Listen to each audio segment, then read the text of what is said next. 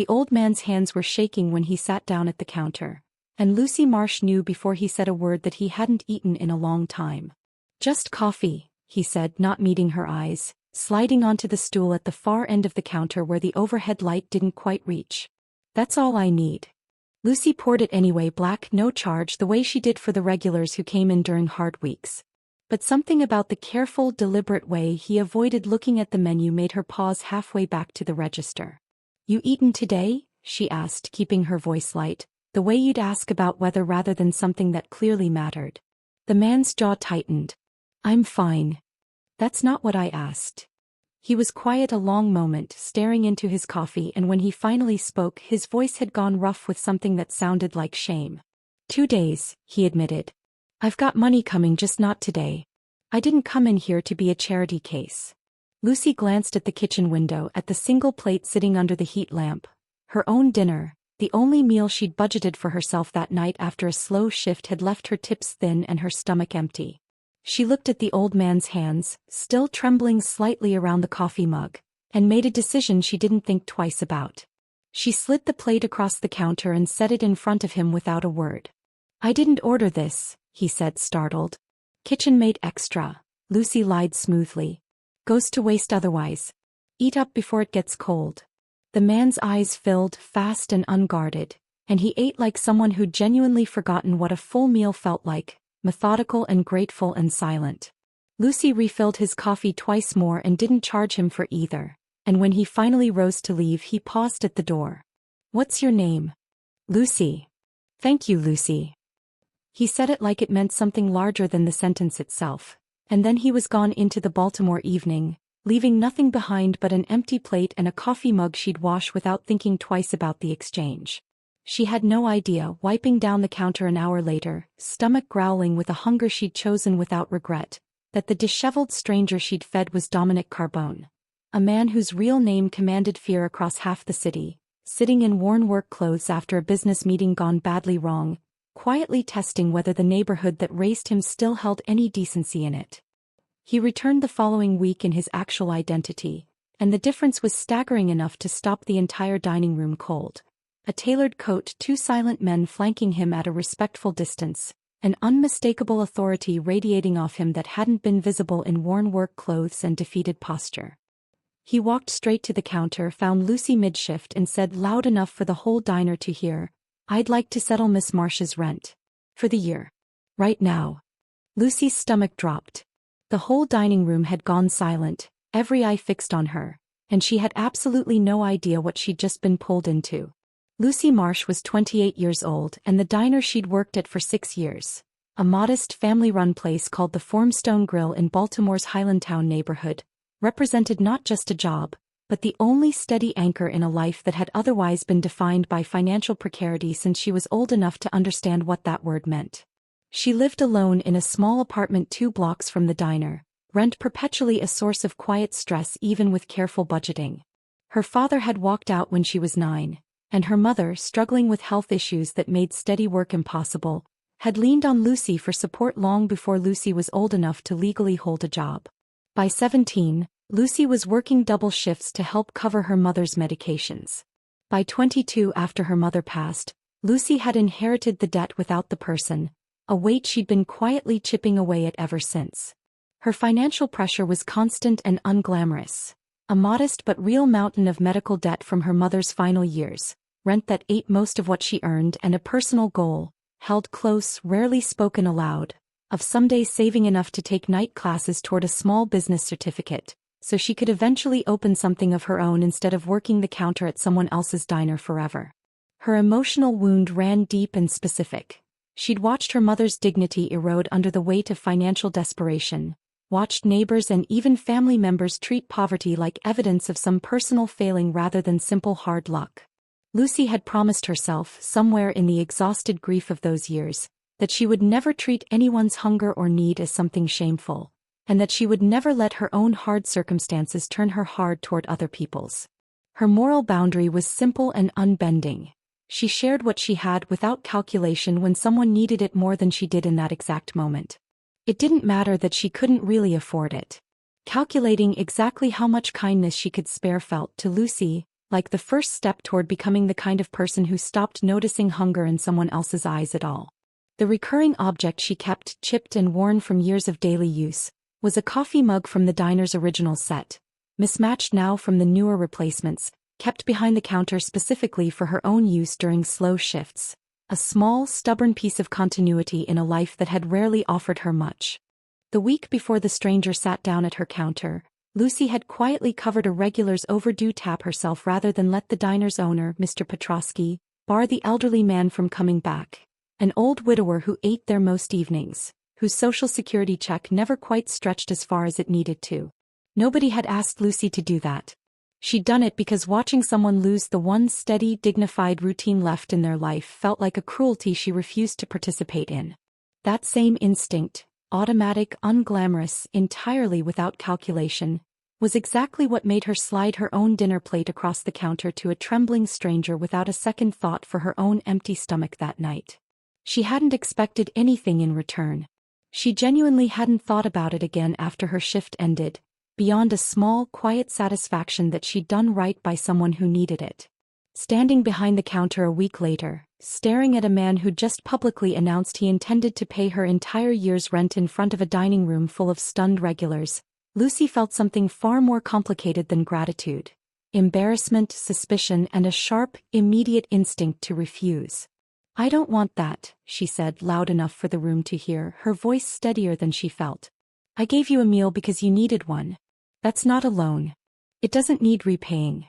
The stranger, Dominic, she remembered the name he'd given her, studied her with an expression she couldn't quite read, something between surprise and genuine respect. "Most people don't turn down a year's rent," he said quietly. "I'm not most people," Lucy said, and had absolutely no idea how true that observation would prove to be, or how much danger her simple, unthinking kindness was about to draw toward her modest, carefully guarded life.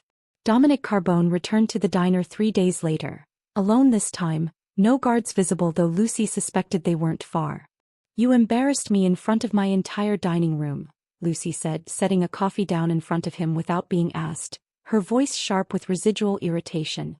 "That wasn't my intention. Wasn't it? You made a very public show of paying off my rent for a meal I gave you for free. That's not gratitude, Mr. Carbone. That's a performance." Something flickered across Dominic's controlled expression, genuine consideration rather than defensiveness. "You're right," he admitted. "I could have handled that more privately. I'm not used to people turning down help." I overcorrected. "You're not used to people turning down help because most people don't get offered a year's rent by strangers," Lucy said, though some of her sharpness softened at the honesty of his concession. "Fair point," Dominic said. "Why did you refuse it?" Lucy considered the question seriously, wiping down the counter as she thought it through. "Because I didn't give you that meal expecting anything back. If I take your money now, it changes what that night meant. It turns a kindness into a transaction I never agreed to." Dominic studied her for a long moment, something recalibrating behind his careful expression. "That's not how most people think about generosity. Most people haven't had to be careful about what kindness actually costs them," Lucy said. I know exactly what it feels like to need help and have someone make you feel small for needing it. I wasn't going to do that to you that night, even without knowing who you were. I'm not going to let you do the reverse to me now." Something shifted in Dominic's face.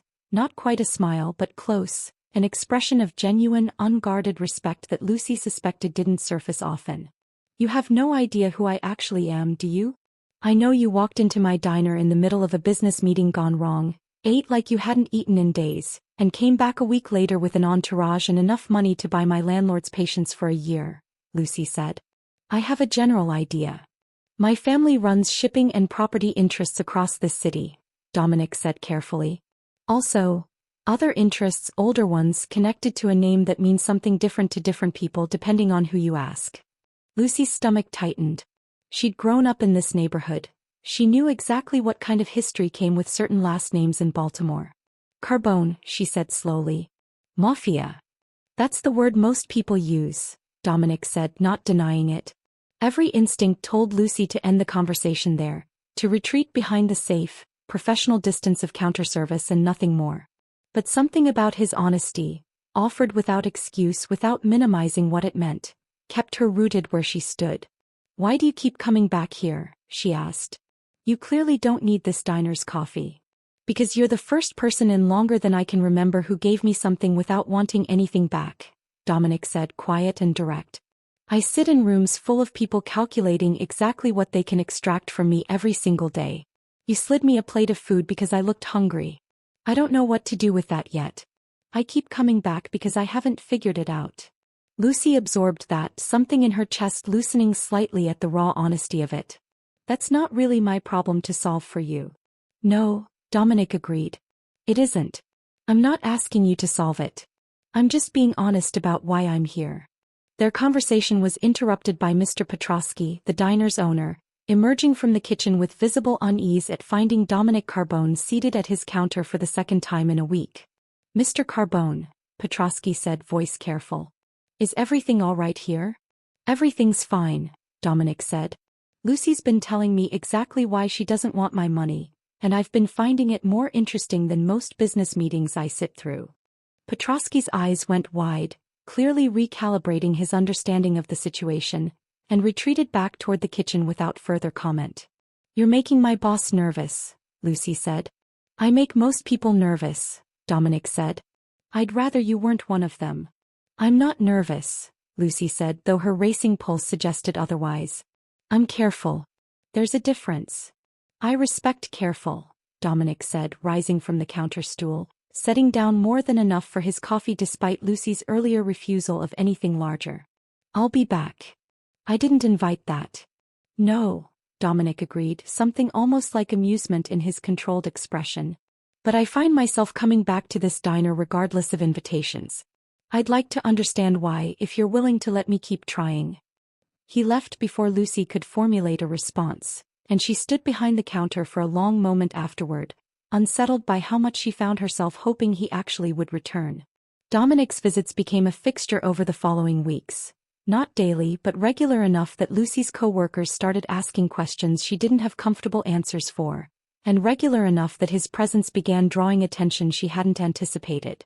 "You know who that is, right?" her co-worker Denise whispered the fourth time Dominic settled into his usual corner booth. "The whole neighborhood's talking about it. Dominic Carbone sitting in our diner like it's nothing." "He likes the coffee," Lucy said, which wasn't entirely a lie, though it wasn't the full truth either.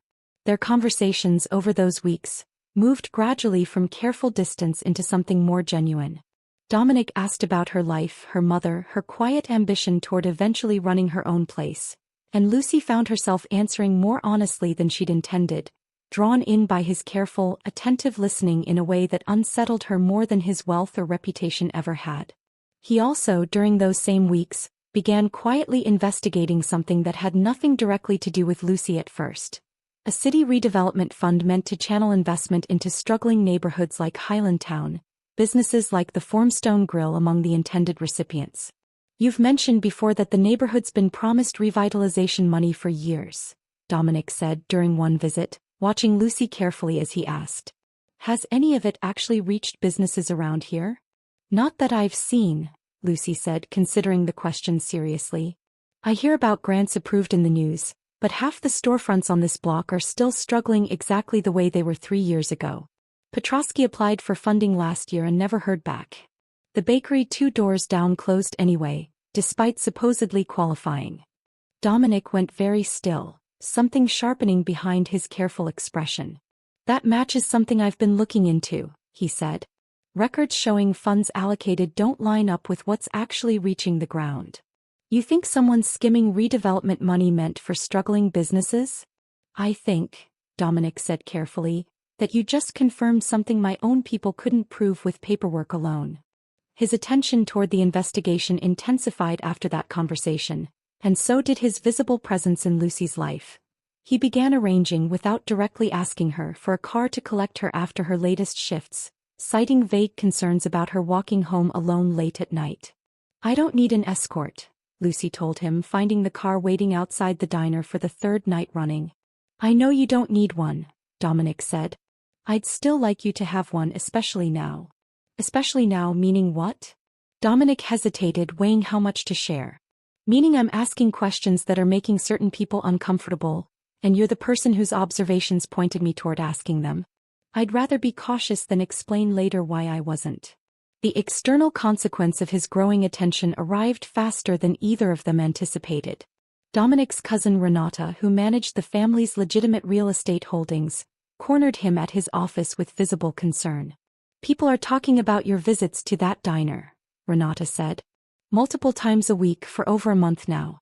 If this investigation into the redevelopment fund gets traction, and people notice you've been spending unusual time with a waitress from the exact neighborhood you're investigating, it puts her in a position she doesn't understand yet. I'm aware of the risk. Are you? Because from where I'm standing, it looks like you're letting personal interest override operational caution, and that's exactly the kind of thing that gets people hurt." The warning proved prophetic within the week. Lucy arrived at the diner one morning to find a delivery truck's shipment had been deliberately sabotaged overnight. Produce spoiled, a refrigeration unit's power cord cut cleanly rather than accidentally frayed. 2 days later she found a note tucked near the diner's chipped coffee mug station, and signed its message blunt: "Mind your own business or the diner won't be the only thing that suffers." Lucy's hands shook as she showed it to Dominic that evening, fear cutting through her careful composure for the first time since this had all started. "Someone's threatening my job," she said. "My livelihood. Because of questions you've been asking, not me." "I know," Dominic said, his own composure fraying into something colder, angrier. "This is exactly what Renata warned me about.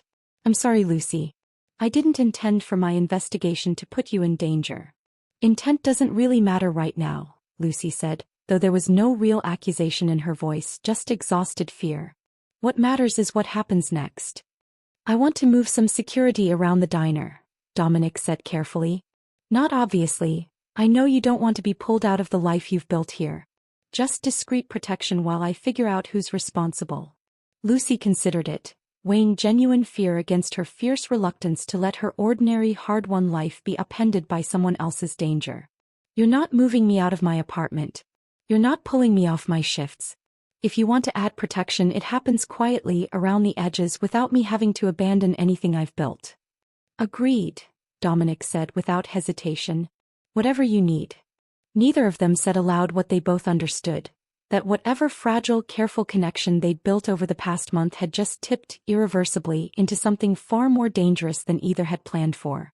Over the following 2 weeks, Dominic's discreet security measures settled quietly around the edges of Lucy's life. An unmarked car parked further down the block, a new regular at the diner's back booth who Lucy quickly understood wasn't actually there for the coffee.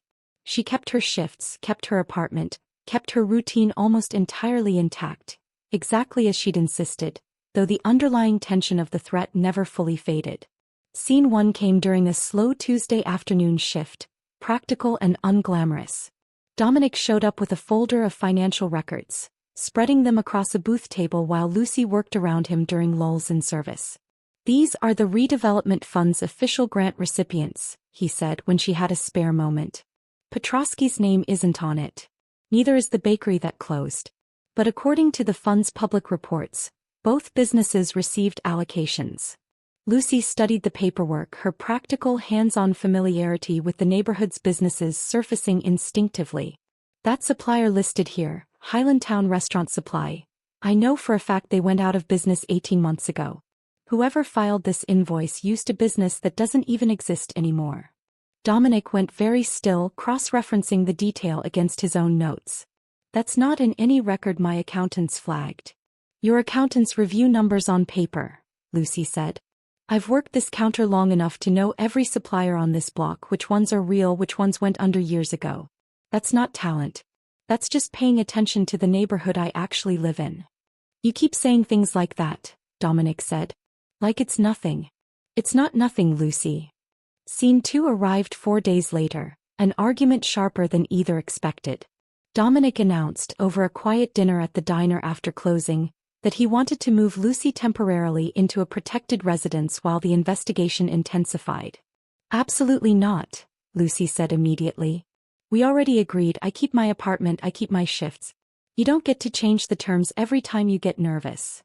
"Lucy, the threats are escalating. If whoever's behind this fraud realizes how close we're getting, then we address that specific danger directly," she said, voice rising with real frustration. I have spent my entire life being careful about who gets to make decisions for me because they think they know better. I am not going to let that happen here, not even scared, not even for you. Dominic sat back, absorbing the force of it, and for the first time actually paused instead of immediately defending his position. You're right, he said finally. Tell me what would actually work instead. Lucy's anger softened at the honesty. Increase the discreet protection if you're genuinely worried. Don't ask me to abandon the life I've spent years building because it's more convenient for your peace of mind. Done, Dominic said, meaning it. Scene 3 came on the following Sunday evening, when Lucy found him sitting alone in the diner's back booth after closing, a cup of coffee he wasn't drinking cooling in front of him. I grew up 2 blocks from here, Dominic said, before she'd even asked what was on his mind. My father ran a small produce stand on this exact block, before he built what eventually became the family's larger interests. I used to help him unload crates before school. This neighborhood raised me in every sense that matters, before I ever inherited anything resembling power. That's not something you've mentioned before. I don't mention it often, Dominic admitted, because most of what I've built since then feels disconnected from where I actually came from. I sit in boardrooms negotiating deals worth more than this entire block. And meanwhile the neighborhood that raised me can't get the redevelopment funding it was promised. I built wealth while the place I came from kept struggling. That's not a coincidence I feel good about. Lucy sat down across from him, something in his admission landing with unexpected weight. You didn't cause that fraud, Dominic. You're the one trying to expose it. I'm trying to expose it now, Dominic said. After years of not paying close enough attention to notice it was happening at all. I built a career convincing myself that legitimate success made up for whatever else my family's history involved. Watching you point out, without any effort at all, exactly what I should have caught months ago, it's humbling in a way I haven't felt in a long time. That's not a weakness, Lucy said quietly. Noticing you missed something and actually doing something about it now, that's the opposite of what most people with your kind of power ever bother to do. He looked at her, something raw and unguarded moving across his face. You keep finding the generous read of things I do that don't deserve it. Maybe I just see people clearly, Lucy said. It's part of the job. You learn to read people fast behind a counter, or you don't survive the job very long. They sat in silence that wasn't uncomfortable, the closed diner quiet around them, and something passed between them that wasn't yet spoken but was undeniably present. 2 people who'd both learned, through different kinds of hardship, exactly how much courage genuine honesty required. It was Renata who broke the moment, calling Dominic's phone with news urgent enough that he answered despite the late hour. I finally traced the fraudulent invoices back through the fund's approval chain, she said, her voice tight even through the speaker. There's a signature authorizing repeated diversions. Dominic, it's your uncle. Salvatore. The name landed like a physical blow. Dominic's face went rigid, not with confusion, but with the specific stillness of a man recognizing a betrayal from someone he'd trusted his entire life. My uncle helped raise me after my father died, Dominic said slowly. He's been like a second father for 20 years. I know, Renata said quietly. Which is exactly why this is so dangerous. The revelation reshaped everything within hours. Salvatore Carbone had managed the family's relationship with the city's redevelopment initiatives for nearly a decade, trusted implicitly, given wide latitude specifically because Dominic had never once questioned his uncle's loyalty. Why would he do this? Lucy asked, sitting across from Dominic in his office the following morning, the falsified fund records spread between them. Steal from a program meant to help the exact neighborhood your family came from? Greed probably, Dominic said, voice flat with barely controlled fury. Or resentment. Salvatore's always believed he should have inherited more control after my father died, that I got handed authority he thought he'd earned. Skimming from a fund I publicly championed might be exactly the kind of quiet, personal satisfaction he's been chasing. Lucy's practical instincts, sharpened now by fear and fury in equal measure, kept working even as the danger sharpened around them. If he's been doing this for years, there's likely a consistent pattern in how the fake invoices are structured. I could help you trace it the same way I caught the supplier that didn't exist. That would help enormously, Dominic said. But Lucy, if Salvatore realizes you're the one connecting these details. He already might, Renata interrupted grimly, appearing in the doorway, phone in hand, face pale. The sabotage delivery. The threatening note. I think Salvatore's known for weeks that someone at that diner has been feeding you information. He just didn't know it was specifically you, Lucy, until now. The room went cold. Dominic's jaw tightened, something resolving behind his eyes. There's a neighborhood revitalization event this weekend, he said slowly. A public celebration meant to showcase the redevelopment fund's supposed success. Salvatore's scheduled to speak. If I confront him publicly in front of the community he's been stealing from, there's no room left for him to maneuver his way out of it quietly. That's a significant risk, Renata warned. Public exposure of family fraud at a public event with press likely present. It's not something you can walk back afterward. I know, Dominic said. I'm doing it anyway. Lucy spent the following 2 days working alongside Dominic and Renata, cross-referencing years of invoices against her own detailed memory of the neighborhood's actual businesses and suppliers, building a case specific and thorough enough that no amount of family loyalty could soften its impact. This is enough, Dominic said late the second night, reviewing the assembled evidence. This is more than enough to end this permanently. The threat escalated one final time the night before the event. Lucy returned to her apartment to find her door unlocked. She was certain, absolutely certain, she'd locked it, and a single word scrawled on a note left on her kitchen counter. Stop. She called Dominic immediately, hands shaking. Someone was in my apartment again. This isn't a warning anymore, Dominic. This is escalating. Don't stay there tonight, Dominic said, his voice sharp with alarm. I'm sending a car. I told you I wanted to keep my own life intact through this. I know, Dominic said, and the genuine regret in his voice was unmistakable. I'm not asking you to give that up permanently. I'm asking for one night because tomorrow this ends completely one way or another, and I need you somewhere safe until it does. Lucy looked at the note on her counter, at the careful, deliberate threat it represented, and made her decision. Fine. One night. But I'm still coming to that event tomorrow. You need my testimony about the invoices to make this stick. And I'm not going to hide while you do the hard part alone. Lucy, if you're there and Salvatore realizes exactly how exposed he is, then he'll realize it in front of witnesses, cameras, and city officials, Lucy said. That's exactly the kind of pressure that keeps both of us safer, not less. Dominic was quiet a long moment, torn between every protective instinct he had and the plain truth of what she'd just said. If you come, he said finally, you stay beside me the entire time.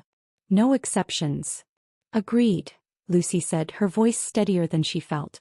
She packed a small bag under the watchful eye of Dominic's driver 20 minutes later, her chipped diner mug, grabbed on pure impulse from her kitchen shelf, tucked carefully among her things, and didn't look back at the apartment she'd called home for years. Whatever came next, there was no simple path back to her ordinary, careful life anymore. The following morning, hours before the revitalization event, Dominic found her in his townhouse's kitchen, reviewing her notes one final time. Are you certain about this? He asked. There's no undoing what happens once we expose him publicly. I'm certain, Lucy said.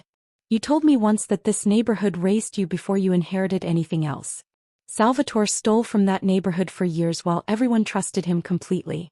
I'm not interested in letting that go unanswered just because it's uncomfortable. Dominic studied her, something resolving fully behind his careful composure. Then let's finish this. The revitalization event filled a renovated community hall in Highlandtown with local business owners, city officials, and press covering what was meant to be a celebratory story about neighborhood investment finally paying off. Salvatore Carbone stood at the podium in an expensive suit mid-speech, describing the redevelopment fund's supposed successes with practiced, confident ease.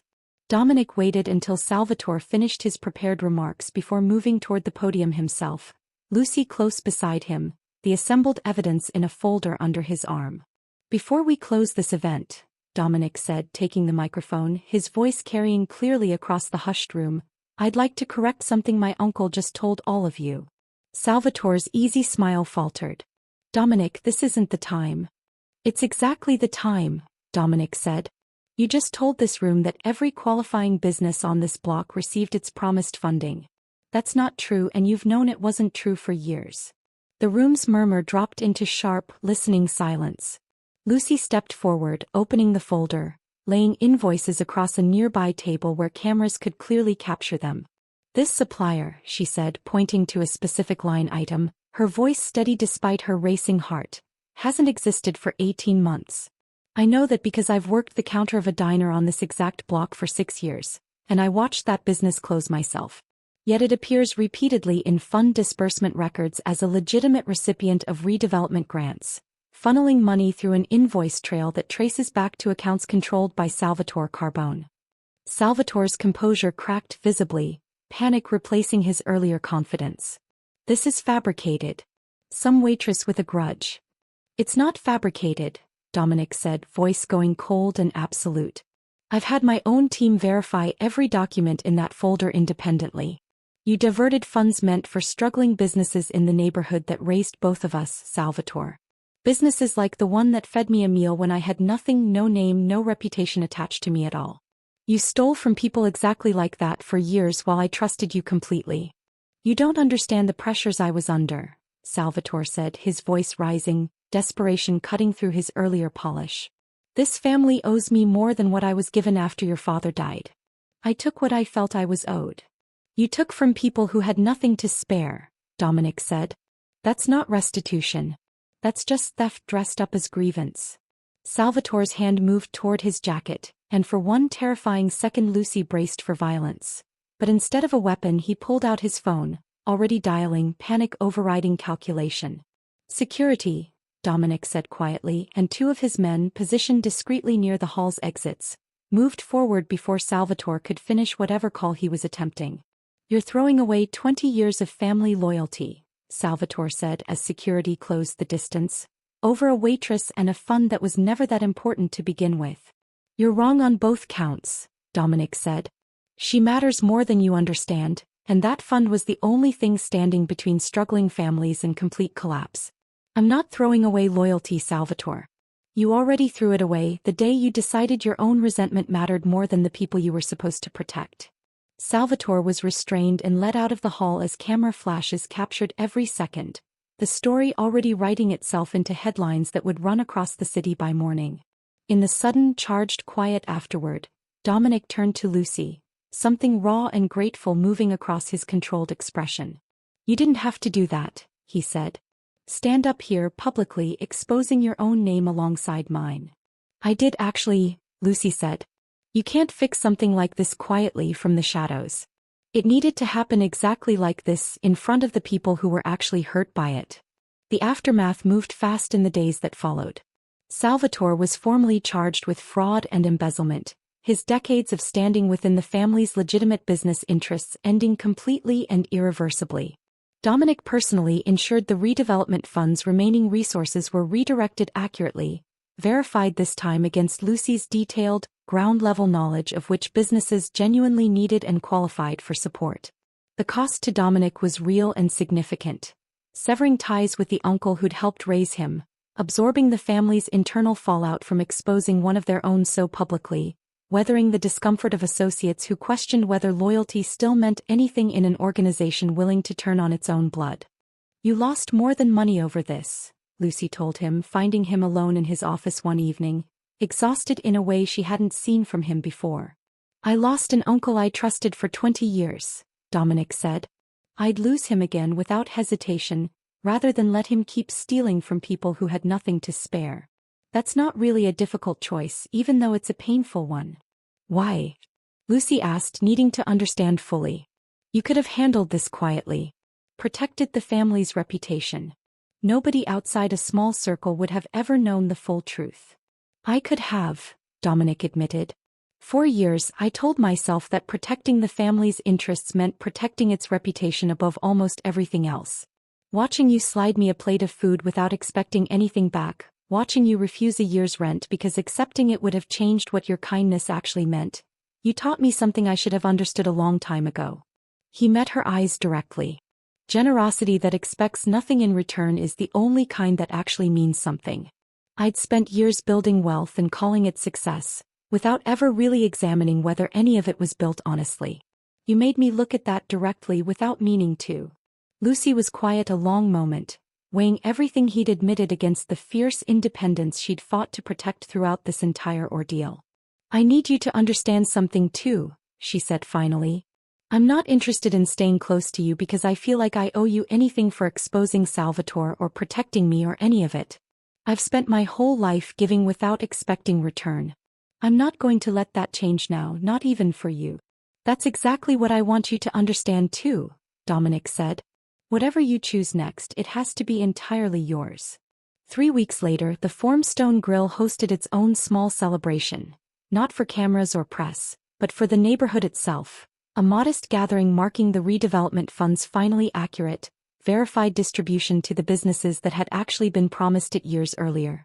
Dominic offered Lucy, quietly and without any public display this time, a comfortable exit from diner work entirely. A genuine partnership stake in several of the family's legitimate holdings, more financial security than she'd ever imagined having access to. You don't have to keep working the counter, he said, finding her during a quiet moment at the celebration. You could build something entirely your own starting now without years of saving first. Lucy considered it seriously, weighing genuine opportunity against something she recognized immediately as more important than comfort. I appreciate that, she said. But I think I want to stay behind this counter a while longer. Not because I don't want more. Because this is where I actually built everything that matters about who I am, and I'm not ready to walk away from that just because an easier option exists now. Then what do you want instead? I want to actually save toward that business certificate I've been talking about for years, Lucy said. On my own timeline with my own money the way I always planned to. If you want to be part of that eventually, once I've actually built something myself, I'd welcome that. But I need this next part to be mine. Those are good terms, Dominic said, something warm moving behind his careful expression. I'll hold to them. That evening, closing up the diner together. A routine that had become, gradually, something neither of them commented on directly anymore.